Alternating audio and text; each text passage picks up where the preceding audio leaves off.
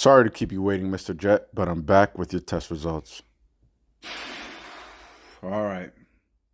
Lay it on me, Doc. What's it looking like? So, upon reviewing the samples that we took, we were able to trace some stool related to a certain class of worms called, Worms. yeah, a class of worms called cestodas in your gastrointestinal area. Um, can you That's think? crazy. Yeah, yeah. Can you think of anything that you might have eaten recently or consumed? Nah, not that I can think of. Nothing? Nothing? Worms?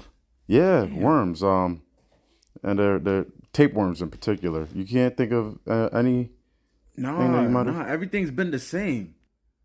The only thing I could think of is I just been waking up earlier. Ah, yeah, that's it. Yeah. Ah.